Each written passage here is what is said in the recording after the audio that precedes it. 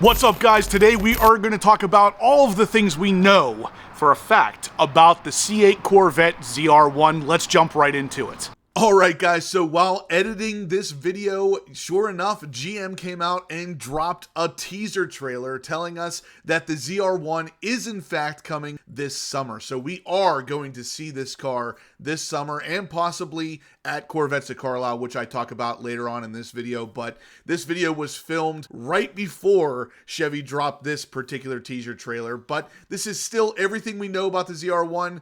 And now we know for a fact it's coming this summer. Check out this teaser, and then we're going to jump right into everything else we know about the upcoming C8 ZR1.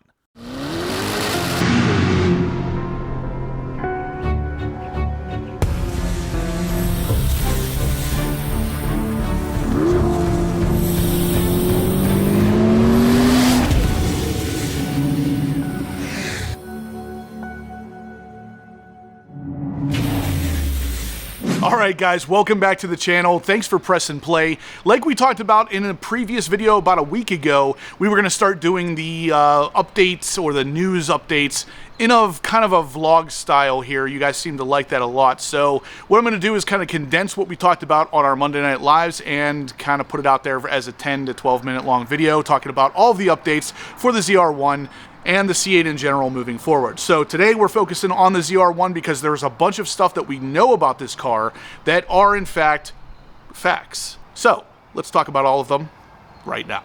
Over on the midenginecorvetteforum.com, of course, we have John who runs the forum, and he is from time to time posting up things that we know about cars, and he has a little bit of an inside source, it seems like. As you guys know, I do too, but at the same time, sometimes the information that we're hearing either coincides or sometimes it's completely different. Now, in the ZR1's case, we are early enough on in the production of this car, in the testing of this car, that we could have been seeing different engines at some point. So whenever we were talking about the engine that my source saw revealed on stage as being a 6.2 liter cross-plane crank with twin turbos, it could have changed since then. And the biggest thing that could have changed is the displacement, because I knew from the very beginning GM was very likely to be playing with the displacement of the engine, because they can go from 6.2 all the way down to like 4.5 if they wanted to, because they can make up the difference in power with the turbos. So that was always something that could have happened. As of now, I've still been told that it is somewhere between 5.5 and 6.2, but it is still going to be a cross-plane crank with twin turbos. That is one area where I'm not 100% sure what we're getting just yet, but as of right now, that's what my sources have told me. So anyway, let's jump into the stuff that we do know for a fact. And the first one that we definitely know is that the ZR1s are currently being built at Bowling Green. Now, the engine for the ZR1 is called, of course, the LT7. What is happening with the engine is actually that they are being built in Michigan. So they are not currently being built in Bowling Green like the rest of the car is, though that's typically how it goes with the cars early on. The engines are built elsewhere, and then eventually that will be coming to Bowling Green once the car is starting to be mass produced. For right now, the cars are being built in a testing kind of phase where they can actually put these cars together real quick, get them out there and get them tested, because again, they could be testing different engines. But we do know that they are being built, which means they will be a 2025 model year, and we do know for a fact that the engine is going to be called an LT7.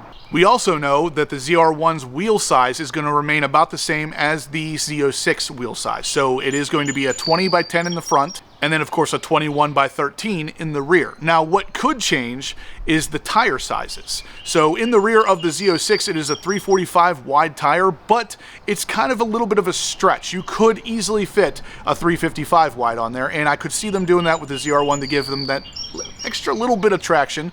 They could also go with a slightly wider tire in the front. On the Z06 it is a 275. They could bump that up to a 285. Again, a little bit more traction for the ZR1 due to the extra power. We don't know that part for sure, but we do know the wheel size for sure. It is going to be the exact same wheel size as the Z06.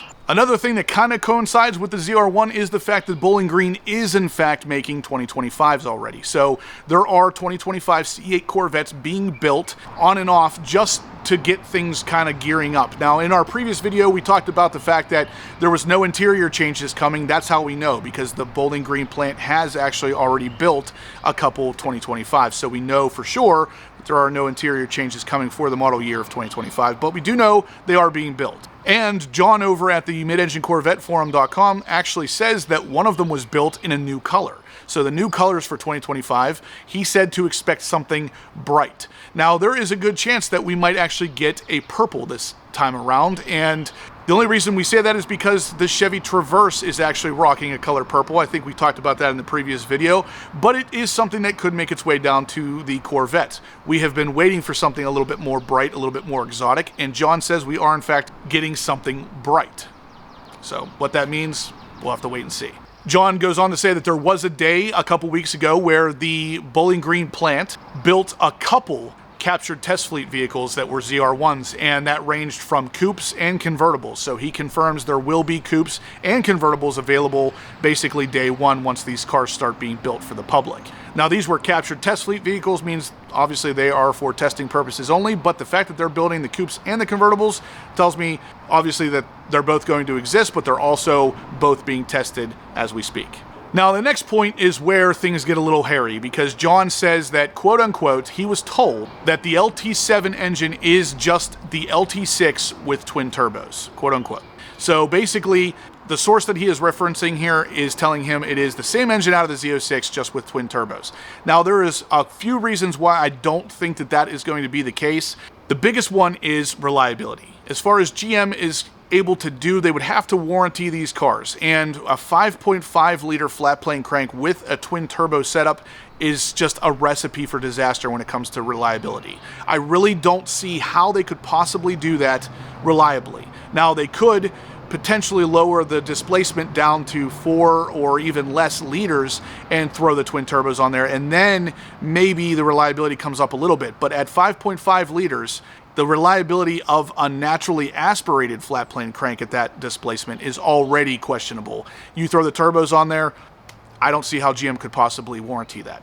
Now, my source tells me it is going to be between a 5.5 and a 6.2 liter cross-plane crank with twin turbos, very similar to what Ford did with the GT350 versus the GT500.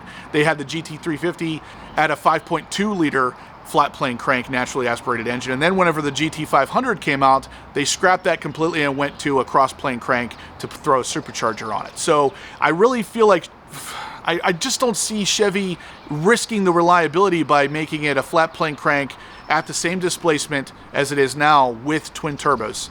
I just don't see it, but it is possible. Don't take what I'm saying incorrectly here, because it is absolutely a possibility. I didn't think Chevy was going to be able to do 5.5 liters at a flat plane crank naturally aspirated either. I thought that they were going to have to go at most 5.2, but they brought this thing out and it's an absolute beast, so that proved me wrong. It is very possible that they do end up going with an engine just like this with twin turbos. We'll see what happens. But John, who has been consistently right in the past, says that it's very likely to be the flat plane crank with twin turbos, so we'll have to wait and see on that one. He does go on to say that that has been confirmed by 2 people that he knows, and they both have told him that that is the engine is the LT6 with twin turbos, making it the LT7, and that anytime that they start the new C8 ZR1 out in the wild, they're told to keep the revs low until they're out past everybody, so no one can tell what that engine is.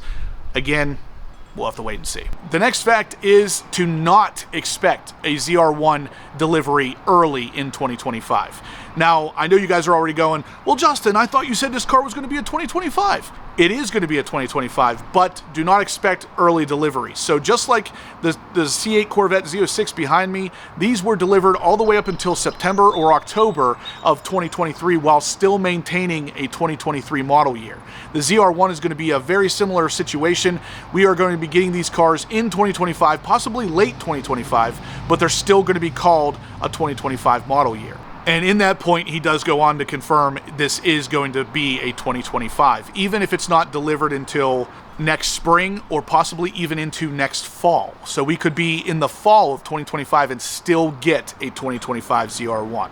Again, it has been confirmed based on these being built that this is going to be a 2025. The next fact goes on to say that John himself says all of the options that he has, all of the connections he has, he still doesn't know exactly when we're going to see a ZR1. Could it be at the Bash? Maybe. Could it be at Corvettes of Carlisle?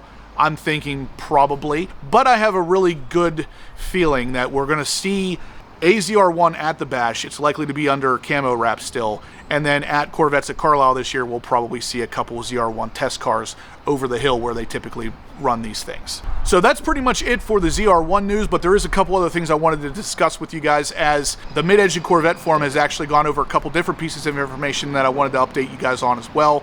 And that is, of course, the fact that Android Auto and Apple CarPlay may not be going anywhere due to the fact that the person that was in charge of pushing those out the door and making their own operating system has been fired, or has been shown the door, basically. So that person is no longer with Chevy, so there's a good chance that we are not going to get pushed into something that Chevy offers and pushed out of Android Auto or Apple CarPlay. So fingers crossed that that ends up being the case, because I don't know about you guys, but I use Apple CarPlay in every one of my cars, my C7 ZR1, my C8 Z06, and in my Ram TRX. It is such a convenience jumping in any one of those vehicles and immediately being very familiar with the operating system, because it's the Apple CarPlay. You don't have to go between GM's operating system and Dodge's operating system and be confused. It is just Apple CarPlay.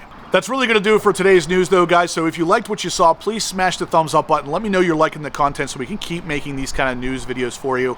I wanted to do something nice today because it is beautiful here in Pennsylvania. It's like 75 degrees. I wanted to get the car out. I wanted to experience some outside life for once. So hopefully you like this. If you did, let me know in the comment section down below. If you have any questions, let me know down there as well. We will definitely engage in a conversation. That's what I love the most about this community. We all have really good talks, and it's fantastic. So let's keep it up.